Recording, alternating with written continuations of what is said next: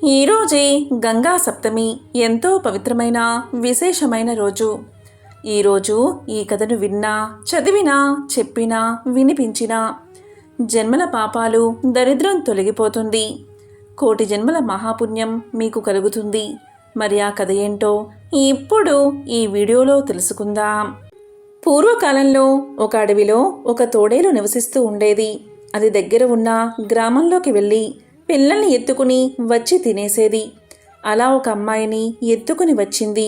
కానీ ఆ పాపను చూస్తే దానికి చంపబుద్ధి కాలేదు. ముద్దుగా పెంచుకుంది. అడవిలోని తేనె పళ్ళు తినిపించి పెంచి పెద్ద చేసింది. ఆ అమ్మాయికి యుక్త వయసు వచ్చాక ఒక యువకుణ్ణి ఇచ్చి వివాహం చేసింది.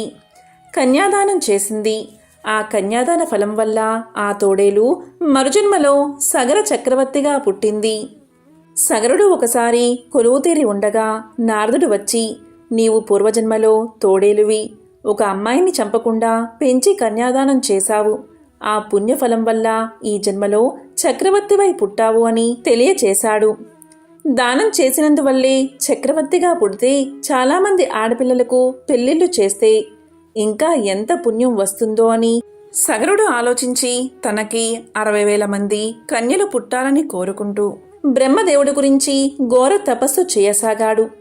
సగరుడు 16,000 మంది కన్యలకు కన్యాదానం చేస్తే ఆ పుణ్యఫలం వల్ల అతనికి ఇంద్ర పదవి లభిస్తుందేమో అని, తన పదవికే మోసం వస్తుందేమో అని ఆలోచించాడు ఇంద్రుడు.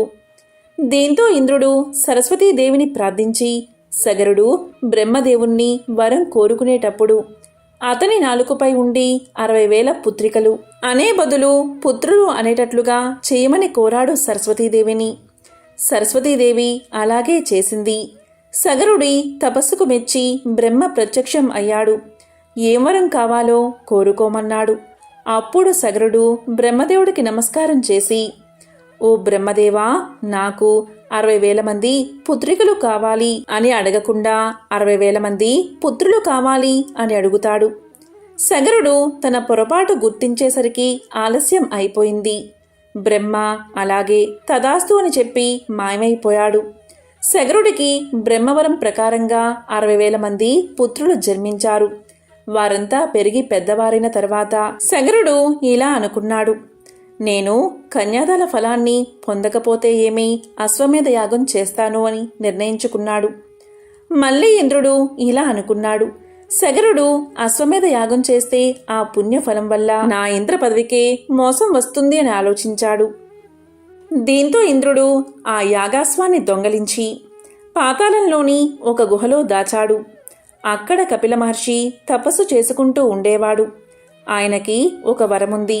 తన తపస్సు భగ్నం చేసిన వాళ్లను ఆయన కోపంతో చూస్తే ఎదుటివాళ్లు భస్మం అయిపోతారు. అశ్వం అపహరించబడితే దారుణమైన ఫలితాలు వస్తాయని ఆ యాగం నిర్వహిస్తున్న పండితులు చెబుతారు. అప్పుడా సగరుడు తన 60,000 మంది కొడుకులను పిలిచి, ఈ భూమి 60,000 యోజనాలు ఉంటుంది. కనుక మీరందరూ ఒక్కో యోజనాన్ని తవ్వండి, భూమి మొత్తాన్ని వెతకండని చెప్పి పంపాడు. వజ్రాలాంటి తమ గోళ్లతో ఆ సగరులు భూమినంతా తవ్వడం ప్రారంభించారు. ఇది గమనించిన దేవతలు బ్రహ్మదేవుడి దగ్గరకు వెళ్ళి, దేవా, సగరులు భూమిని తవ్వుతుంటే ప్రాణులన్నీ చనిపోతున్నాయి, ఏమి చెయ్యమంటారు అని అడిగారు. అప్పుడు బ్రహ్మదేవుడు ఇలా పలికాడు, మీరెవరూ కంగారు పడకండి. ఈ భూమంతా శ్రీ మహావిష్ణువుది, కనుక ఆయనే ఈ భూమిని రక్షించుకుంటాడు. ప్రస్తుతం ఆయన పాతాళ లోకంలో కపిల మహర్షిగా తపస్సు చేసుకుంటున్నాడు అని చెప్పాడు బ్రహ్మ. ఇక సగర కుమారులు ఎంత తవ్వినా అశ్వం కనబడకపోయేసరికి వారు సగరుడి వద్దకు వెళ్ళి జరిగిందంతా తెలియచేశారు. దానికి సగరుడు తన కుమారులతో, నాకు అశ్వం తప్పకుండా కావాలి అన్నాడు. మీరు పాతాళం దాకా తవ్వేయండి అని చెప్పి వాళ్ళని మళ్లీ పంపించాడు. ఆ సగర కుమారులు పాతాళం దాకా తవ్వడం ప్రారంభించారు. అలా తవ్వుతున్న వాళ్ళకి ఈ భూమిని తూర్పు దిక్కున మోస్తున్న దిశా గజం అనే ఏనుగు కనిపించింది. ఆ ఏనుగుకి ప్రదక్షిణ చేసి ముందుకు వెళ్ళగా వాళ్ళకి మహాపద్మం అనే ఏనుగు భూమిని దక్షిణ దిక్కున మోస్తూ కనిపించింది. అలాగే పడమర దిక్కున సామనసం అనే ఏనుగు, ఉత్తర దిక్కున భద్రము అనే ఏనుగు కనిపించింది. వాటికి ప్రదక్షిణ చేశారు. 4 దిక్కులలో గుర్రం ఎక్కడా కనబడలేదు. ఈసారి ఈశాన్యం వైపు తవ్వడం ప్రారంభించారు. అలా తవ్వగా వాళ్ళకి ఒక ఆశ్రమంలో సనాతనుడైన విష్ణు భగవానుడు కపిల మహర్షిగా తపస్సు చేసుకుంటూ కనబడ్డాడు. ఆయన పక్కనే యాగాశ్వం కూడా ఉంది. కాబట్టి ఈయనే మన గుర్రాన్ని దొంగలించాడని ఆ సగరులు భావించి ఆయన్ని కొట్టడానికి పరుగు తీశారు. వెంటనే ఆ కపిల మహర్షి ఒక హూంకారం చేసేసరికి ఆ 60,000 మంది సగరలు నేలమీద బూడిదై పడ్డారు. అసలు విషయం ఏంటి అంటే, సగర చక్రవర్తికి 2 భార్యలు. పెద్ద భార్యకు అసమంజసుడు అనే కుమారుడు జన్మించాడు. చిన్న భార్యకే ఈ 60,000 మంది కొడుకులు పుట్టారు. పెద్ద భార్య కొడుకైన అసమంజసుడికి అంశుమంతుడు అనే కొడుకు పుట్టాడు. అక్కడ పాతాళలోకంలో తన 60,000 మంది పుత్రులు బూడిద కుప్పలై పడి ఉన్నారు. యాగాశ్వం కోసం వెళ్లిన కొడుకులు ఎంతకూ తిరిగి రాకపోవడంతో మనవడైన అంశుమంతుణ్ణి పంపాడు సగరుడు. అంశుమంతుడు పాతాళంలో చితా భస్మపు గుట్టలను చూసి ఎంతో బాధపడ్డాడు. వారి ఆత్మలను ఊర్ధ్వలోకాలకు పంపాలని ఉదకం చిలకరించబోతుంటే అశరీరవాణి ఇలా పలికింది: అంశుమంతా, మామూలు జలంతో వారి ఆత్మలు ఊర్ధ్వలోకాలు చేరవు. పవిత్ర గంగాజలంతో మాత్రమే సద్గతి పొందుతాయి అంటూ పలికింది. దీంతో అంశుమంతుడు నిట్టూర్చి అక్కడ్నుంచి వెళ్ళిపోయాడు. సగరుని తర్వాత అంశుమంతుడు రాజయ్యాడు. ఆ తరువాత దిలీపుడు రాజ్యాన్ని పాలించాడు. దిలీపుడు మరణించడంతో అతని కొడుకు భగీరథుడు పిన్న వయసులోనే రాజయ్యాడు. అప్పటి వరకు భస్మం అయిన రాజకుమారులకు సద్గతి కలగనేలేదు. చిన్నవాడైన భగీరథుడు తల్లి చెప్పగా విషయం తెలుసుకున్నాడు. పవిత్ర ఆకాశ గంగను భువికి తెస్తానని తల్లితో చెప్పాడు. రాజ్య పరిపాలనా బాధ్యతలను తన వంశజులకు అప్పగించి తాను సురగంగను భువికి తేవడానికి గాను 10,000 సంవత్సరాలు బ్రహ్మ గురించి ఘోర తపస్సు చేశాడు. అతని తపస్సుకు మెచ్చిన విరించి భగీరథునికి ప్రత్యక్షమయ్యాడు. పాతాళ లోకంలో ఉన్న తన పూర్వీకుల ప్రేతత్వం తొలగి అమరలోకం చేరేందుకు గాను అమరలోక వాసిని అయిన సురగంగను ఇలకు అనుమతించమని ప్రార్థించాడు భగీరథుడు. అందుకు సృష్టికర్త గంగ భూకేగే వరమిచ్చాడు.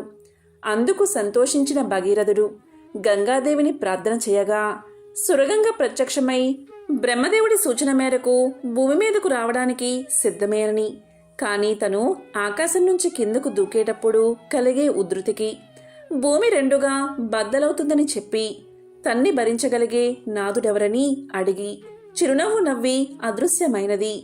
అంతట భగీరథుడు మరలా బ్రహ్మ గురించి 10,000 సంవత్సరాలు ఘోర తపస్సు చేయగా అతని తపస్సుకు మెచ్చిన విధాత మరలా దర్శనమిచ్చి ఏం వరం కావాలి అని అడిగాడు.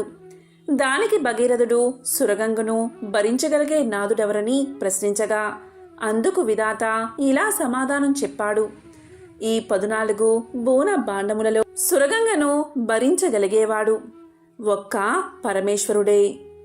ఆమె అహాన్ని అదుపు చేయగలిగినవాడు ముక్కంటి ఒక్కడే అని సమాధానమిచ్చి అంతర్ధానమయ్యాడు. ఇక భగీరథుడు పట్టు విడవక ఇనుమడించిన దీక్షతో మరొక 10,000 సంవత్సరాలు పరమేశ్వరుడి గురించి ఘోర తపస్సు చేశాడు. భగీరథుని తపస్సుకు మెచ్చిన వాడై మహేశ్వరుడు దర్శనం ఇచ్చాడు. అతని ప్రార్థన మన్నించి గంగ తన తలపైకి దూకవచ్చని చెప్పాడు. చంద్రశేఖరుడు హిమవత్ పర్వత అగ్రాన నిలిచి తన ముడివైచి ఉన్న తన జటాజూటాన్ని విదల్చి ఓరకంట దివి నుంచి భూని బద్దలు చేయగలను అన్న అహంతో ఉన్న గంగను చూసి చిరుమందహాసం చేశాడు. తన నడుముపై చేతులు ఉంచి నించున్న శంకరుణ్ణి పరిహాస దృష్టితో చూసిన గంగా ఉత్తుంగ తరంగాలతో వడితిరుగుతున్న సుడులతో మహోగ్రతులతో తనలోని మకరాలు మీనాలు కూర్మాలతో జలచరాలంటితో సహా పరమేశ్వరుణ్ణి పాతాళానికి తొక్కాలి అన్న తిక్కతో ఆకాశమంతా పరుచుకున్న తన జలాలతో మహావేగంతో శివుడిపైకి ఉరికింది. అంతట పరమేశ్వరుడు చాపిన తన జటలను చుట్టి ఇంతటి గంగను తన జటలలో బంధించి వేశాడు. గంగ ఆకాశం నుంచి పడుతూనే ఉంది, శివుని జటలో తిరుగుతూనే ఉంది. వేల సంవత్సరాలు గడుస్తున్నాయి. కానీ కనీసం ఒక్క చుక్క గంగాజలమైనా భూమిపై చిందలేదు. ఇంతటి తన శ్రమ తరువాత భువికి చేరిన గంగా శివుని జటలలో బందీ అవడం చూసిన భగీరథుడు గంగను విడిచి కరుణించమని మహేశ్వరుణ్ణి ప్రార్థించాడు. భక్తవరదుడైన భవుడు గంగను ఒక సన్నని పాయగా తన జటాజూటం నుంచి విడవగా గంగ భూమిని చేరింది. గంగను చూసి సంతోషించిన భగీరథుడు గంగను అనేక విధాలా స్తుతించాడు. ఇక గంగామాత భగీరథుడితో ఇలా పలికింది: నేను నీ వెంట వచ్చేటప్పుడు నీవు వెనక్కి తిరిగి చూడరాదు అన్న షరతును విధించింది. అంతటా మహా ఆనందంతో భగీరథుడు ముందుకు సాగాడు. గంగ అతన్ని అనుసరిస్తూ తన మార్గంలోని వాటిని తనలో కలుపుకుంటూ అంతకంతకు తన వేగాన్ని పరిమాణాన్ని విస్తరింపచేస్తూ భగీరథుని వెంట సాగింది. ఈ క్రమంలో తన మార్గంలో ఉన్న జహును మహర్షి ఆశ్రమాన్ని తన ఉత్తుంగ తరంగాలతో ముంచెత్తింది. దీంతో జహును మహర్షి కోపంతో తన ఆశ్రమాన్ని ధ్వంసం చేసిన గంగా నదిని తన యోగ శక్తితో ఔపాసన పట్టాడు. ఒక్కసారిగా తన్ని అనుసరిస్తున్న జలధారల గలగల సవడలు వినపడకపోయేసరికి వెనుతిరిగి చూసిన భగీరథుడు నిశ్చేష్టుడు అయ్యాడు. మహర్షి ద్వారా జరిగింది తెలుసుకున్న భగీరథుడు గంగని విడిచిపెట్టమని మహర్షిని పరిపరి విధాలా స్తుతించగా మహర్షి గంగను తన కుడి చెవి నుంచి విడిచిపెట్టాడు. జహ్ను మహర్షి నుంచి ఉద్భవించింది కాబట్టి గంగ జాహ్నవి అయ్యింది. గంగా భగీరథుణ్ణి అనుసరించి పాతాళ లోకం చేరి అతని పూర్వీకుల బూడిదలపై ప్రవహించి వారికి ఉత్తమ గతులను ప్రసాదించింది. గంగాదేవి పాతాళలోకం చేరడం వల్ల పాతాళ గంగ అయినది. భగీరథుడు మహాజ్ఞాని, పరోపకారానికి పెట్టింది పేరు. దీక్షకు సహనానికి ప్రతిరూపం. ఎంత కష్టాన్నైనా లెక్క చేయకుండా అనుకున్నది సాధించేవారిని భగీరథంతో పోలుస్తారు. ఎవరైనా కఠోర పరిశ్రమ చేసి దేన్నైనా సాధిస్తే భగీరథ ప్రయత్నం చేశారని చెప్పుకుంటాం. కారణం, భగీరథుడు ఎంతో కష్టపడి దివి నుంచి గంగను భువికి తీసుకొచ్చాడు. పూర్వకాలంలో త్రేతాయుగంలో మధుర పట్టణంలో సోమశేఖరుడు అనే ఒక బ్రాహ్మణుడు ఉండేవాడు. అతను సకల శాస్త్రాలు చదివాడు, 4 వేదాలు నేర్చుకున్నాడు, వేదాంత విద్యా వివేకం సంపాదించాడు. అంతేకాదు అతను ఎల్లప్పుడూ సత్యాన్నే మాట్లాడతాడు. దయామయుడు. అతని భార్య పేరు విశాలాక్షి. ఈమె ఎంతో మంచి ప్రవర్తన కలిగి ఉండేది. శీలవతి, గుణవతి, మహాపతివ్రత. ఎల్లప్పుడూ భర్తనే దైవంగా భావించి పూజించేది. వారి దాంపత్యం చూసేవారికి కన్నుల పండుగగా ఉండేది. వీరు శ్రీ మహావిష్ణువును ఎంతో భక్తి శ్రద్ధలతో పూజించేవారు. ఇంటికి వచ్చిన అతిథి అభ్యాగతులకు చక్కగా సత్కారం చేసి భోజనం పెట్టి పంపేవారు. వారి గృహం భూలోక స్వర్గంలా ఉండేది. ఈ విధంగా వీరు ఆనందంగా కాలాన్ని గడుపుతూ ఉన్నారు. ఒకరోజు ఆ బ్రాహ్మణ దంపతులు మోక్షాన్ని పొందగోరి గంగాయాత్రకు పోవాలని నిర్ణయించుకుని అలా ప్రయాణమైపోయి అక్కడ కాశీ విశ్వేశ్వరుణ్ణి దర్శించుకుని కొన్ని రోజులు అక్కడ నివసించి పవిత్రమైన గంగా జలాన్ని తీసుకుని తిరుగు ప్రయాణాన్ని మొదలుపెట్టారు. ఆ దంపతులు తిరుగు ప్రయాణంలో వస్తూ ఉండగా మార్గమధ్యలో వారికి ఒక పురుషుడు కనిపించాడు. అతను ఒక పశ్చిమ దేశస్థుడు. అతని పేరు రత్నాకరుడు. వ్యాపార నిమిత్తమై సరుకులను ఎడ్ల బండిపై ఎక్కించుకుని పోతున్నాడు. అప్పుడు ఒక ఎద్దు అధిక బరువు వల్ల నడవలేక నిల్చుని ఉంది. అంతటా రత్నాకరుడు తన నౌకరుల్లో ఒకడైన కాలకల్పుణ్ణి చూసి ఎద్దును అదిలించమని హెచ్చరించాడు. అంతటా కాలకల్పుడు తన చేతిలో ఉన్న కర్రతో దాన్ని బలంగా కొట్టాడు. అప్పుడు ఆ ఎద్దు గింజుకుని తాళ్లు తెంపుకుని తన్ను కొట్టిన కాలకల్పుణ్ణి పొడిచింది. సూది మొనలాగా ఉన్న దాని కొమ్ము కాలకల్పుడి డొక్కలో గుచ్చుకుని వెంటనే భూమి మీద పడి గిరగిలా తన్నుకుని మరణ వేదనతో కాలకల్పుడు అరుస్తున్నాడు. అలా అరుస్తున్న కాలకల్పుణ్ణి ఈ బ్రాహ్మణ దంపతులు చూశారు. వెంటనే సోమశేఖరుడు అతని బాధను చూడలేక అతని దగ్గరకు వెళ్ళి తన కలశంలో ఉన్న గంగాజలం కొంత అతని నోట్లో పోసి ఇంతకు ముందు విష్ణు పూజకు ఉపయోగించిన తులసీ దళాన్ని అతనిపై వేశాడు. ఇక విష్ణునామాన్ని అతడికి వినపడేలా జపించసాగాడు. కొంతసేపటికి కాలకల్పుడు మరణించాడు. ఇక కాలకల్పుడి మరణానికి ఆ దంపతులు విచారించి ముందుకు సాగిపోయారు. వారు అలా కొంత దూరం పోయేసరికి మరొక భయంకర దృశ్యం వారికి కనిపించింది. అది ఏంటి అంటే, వారి ఎదుట భీకర ఆకారాలతో కొందరు భటులు కనిపించారు. వారిలో కొందరికి కాళ్ళు పెరికి ఉన్నాయి, కొందరికి చేతులు తెగి ఉన్నాయి, కొందరికి ముక్కులు తెగి ఉన్నాయి. వారి ఆకారాలు భీకరంగా ఉన్నాయి. సోమశేఖరుడు భయపడక వారి దగ్గరకు వెళ్ళి, అయ్యా, మీరు ఎవరు? మీకు ఈ అవస్థ ఎలా కలిగింది? దీనికి కారణం ఎవరు? మీ చరిత్ర చెప్పండి అని కోరాడు.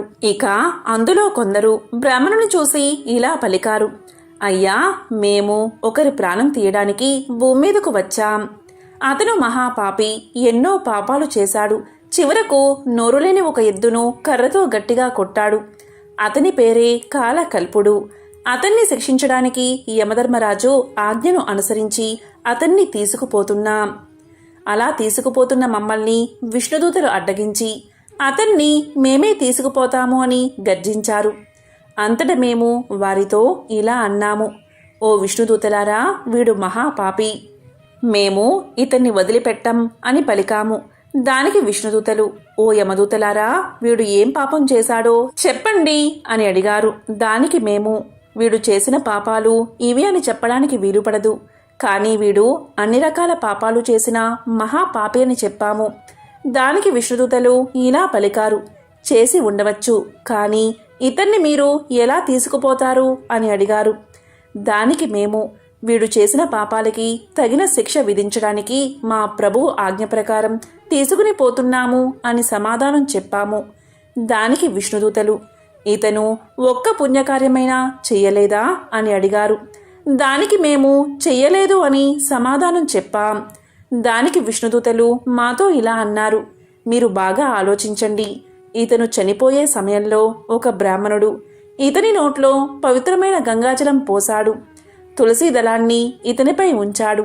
అంతేకాదు, ఇతను వినేటట్లు శ్రీమన్నారాయణ్ణి ఉచ్చరించాడు.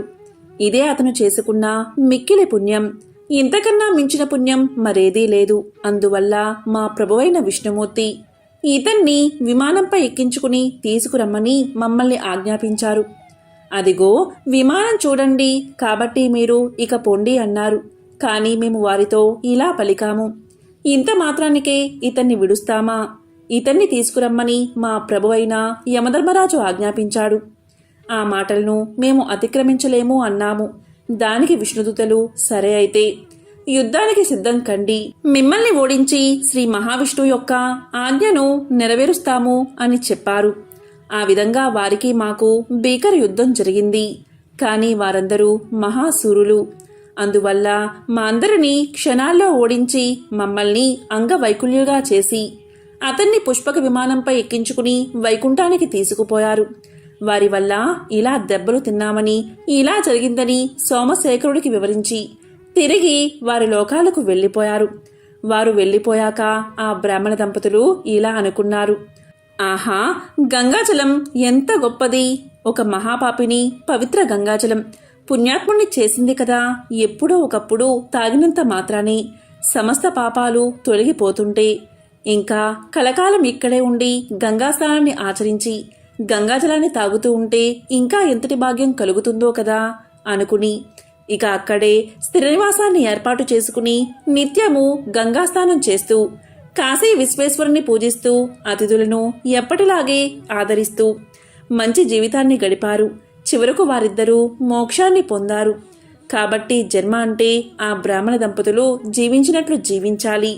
గంగా స్నానం చేస్తూ గంగాజలాన్ని సేవించడం వల్ల సకల శుభాలు కలుగుతాయి. దానికి ఈ కథే ప్రత్యక్ష ఉదాహరణ. ఈ గంగా సప్తమికే నింబ సప్తమి అనే పేరు కూడా ఉంది. దీనికి కారణం ఈరోజు వేప చెట్టుకి పూజ చేసి వేప చిగుళ్లను ప్రసాదంగా స్వీకరించే ఆచారం ఉంది. అందుకే ఈ రోజుకు నింబ సప్తమి అనే పేరు కూడా ఉంది. నింబ అంటే వేప చెట్టు. ఈరోజు ఎవరైనా సరే వేప చిగుళ్లను 2 లేదా 3 తింటే వారి శరీరంలోని సమస్త వ్యాధులు నయమవుతాయి.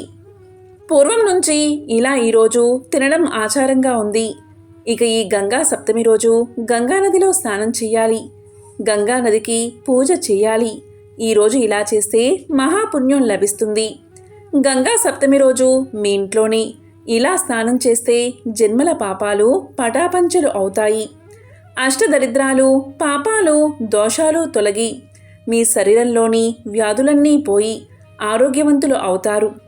ఈ గంగా సప్తమి రోజు మీరు ఉదయం సాయంత్రం స్నానం చేసే ముందు 2 వేప చిగుళ్ళు తిని గుప్పెడు వేపాకులు స్నానం చేసే నీటిలో వేసుకుని 1 చెంబుడు నీటిని చేత్తో పట్టుకుని గంగా గంగా గంగా అని 3 సార్లు మనసులో జపించుకుని ఆ నీటిని తల మీద పోసుకోవాలి.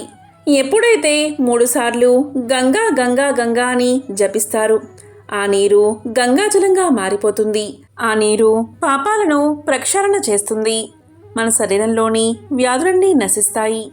జన్మల పాపాలు, దరిద్రం, దోషాలు ఆ నీటి ద్వారా తుడిచిపెట్టుకుపోతాయి.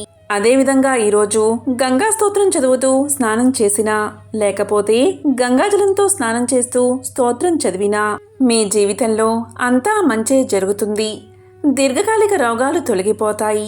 ఈరోజు ఇత్తడి చెంబులో నీరు నింపి ఆ ఇత్తడి చెంబుని ఒక సద్బ్రాహ్మణుడికి దానంగా ఇస్తే అఖండమైన శ్రేయస్సు కలుగుతుంది. సకల శుభాలు కలుగుతాయి. ఇత్తడి చెంబులో ఈ విధంగా దానం చేయలేని వారు మట్టి కుండలో నీరు పోసి ఒక సద్బ్రాహ్మణుడికి దానంగా ఇవ్వండి. ఇలా జలపాత్ర దానం చేస్తే వారికి ఎన్ని జన్మల్లో అయినా తాగడానికి నీటి కొరత ఉండదు. ఈరోజు గంగాస్తుతి శ్లోకాన్ని ఒక్కసారి చదివినా చాలు వారి జన్మల పాపాలన్నీ హరించుకుపోతాయి. 1,000,000 జన్మల పుణ్యం వస్తుంది. మరి ఆ స్తోత్రమేంటో ఇప్పుడు ఈ వీడియోలో తెలుసుకుందాం. దేవీ సురేశ్వరి భగవతి గంగే త్రిభువనధారిణి తరళ తరంగే శంకరమౌళి విహారిణి విమలే మమ మత్తి రాస్తాం తవ పద కమలే. దీని అర్థం ఏంటి అంటే, ఓ గంగాదేవి, నీవు సకల దేవలోకానికి ఈశ్వరివి. ఓ భగవతి, నీ తరళ తరంగాలతో ముల్లోకాలను తరింపచేసేదానివి. విమల జలంతో శంకరుడి శిరస్సును విహరించే నీ చరణ కమలాలపై నా మనసు ఎల్లప్పుడూ నిలిచి ఉండేలాగా అనుగ్రహించు అని శ్లోకం అర్థం. ఈ శ్లోకాన్ని ఒక్కసారైనా ఈరోజు చదివితే వారి జన్మల పాపాలు తొలగి జన్మ ధన్యమవుతుంది. ఆ గంగామాత శివపార్వతుల అనుగ్రహం కలిగి భోగభాగ్యాలతో జీవిస్తారు. ఈ నెల 14వ తేదీన గంగా సప్తమి, వైశాఖ శుద్ధ సప్తమి రోజునే గంగా సప్తమి. ఈరోజు సప్తమి తిథి ఎప్పుడు మొదలైంది అంటే మే 14వ తేదీ ఉదయం 2:50 ప్రారంభమై మే 15వ తేదీ ఉదయం 4:19 ముగుస్తుంది. ఇక గంగా సప్తమి మధ్యాహ్న శుభకాలం వచ్చేసి మే 14వ తేదీ ఉదయం 11:04 నుంచి మధ్యాహ్నం 1:34 వరకు, అంటే మొత్తం కాలం 2:30 వరకు మధ్యాహ్న శుభ సమయం ఉంది. ఈ సమయంలో ఎవరైతే గంగాదేవిని మీ ఇంట్లో పూజిస్తారో వారి యొక్క జన్మల పాపాలు తొలగిపోతాయి. ఈరోజు గంగాదేవిని ఆరాధించడం ఎంతో శుభాన్ని కలిగిస్తుంది. గోమాతలో 33 కోట్ల దేవతలు కొలువై ఉంటారని మన పురాణాలు చెబుతున్నాయి. గోమూత్రంలో గంగాదేవి నివాసం ఉంటుంది. గోవును సేవిస్తే అష్టదరిద్రాలు, గ్రహదోషాలు తొలగిపోతాయి. మన శరీరంలో ఉన్న రోగాల గురించి మనకు తెలియదు. అనేక రోగాలు పీడిస్తూ ఉంటాయి. ఈ రోగాలు ఏదో ఒక పాపం కారణంగా వస్తాయి. గోమూత్రం ఆ పాపాలను హరింపచేస్తుంది. అదేవిధంగా రోగాల నుంచి కూడా విముక్తిని కలిగిస్తుంది. ఎందుకంటే గోమూత్రంలో ఉన్న గంగాదేవి పాపాలను నశింపచేస్తుంది. అలాంటి గంగామాతను శివుడు శిరస్సును ధరించాడు. భూత ప్రేత పిశాచాలు గోమూత్రం తాగడం వల్ల పారిపోతాయి. ప్రతిరోజు గోమూత్రాన్ని ఔషధంగా సేవిస్తే మన శరీరంలో చేరే విషం క్రమక్రమంగా బయటకు వస్తుంది. అంతేకాదు గోమూత్రంలో ఎన్నో మినరల్స్ ఉంటాయి. ఇదంతా గోమూత్రంలో నివసించే గంగామాత మహిమ. కాబట్టి అటువంటి గంగామాత పుట్టినరోజు అంటే గంగా సప్తమి రోజు గోమాతకు ఈ ఒక్కటి తినిపించండి చాలు. గోమాతకు నీటిలో తౌడు వేసి ఆ నీటిని తాగించండి. ఇలా చేస్తే గంగామాత ప్రసన్నురాలై మీ యొక్క పాపాలను తొలగించి వేస్తుంది. గోమాతకు నానబెట్టిన శనగలు తినిపిస్తే ఆధ్యాత్మిక చింతన లభిస్తుంది. సన్మార్గంలో నడుస్తారు. దైవచింతన పెరుగుతుంది. శత్రువాదులు తొలగిపోవాలి అంటే గోమాతకు దోసకాయ తినిపించండి. దీంతో శత్రు నివారణ జరుగుతుంది. గోమాతకు బెండకాయలు తినిపిస్తే మనోధైర్యం పెరుగుతుంది. ఏ పని చేయడానికైనా కావలసినంత ధైర్యం వస్తుంది. బాగా అప్పులు ఉన్నవారు నానబెట్టిన కందులను గోమాతకు తినిపించండి. దీంతో రుణ విముక్తి చెందుతారు.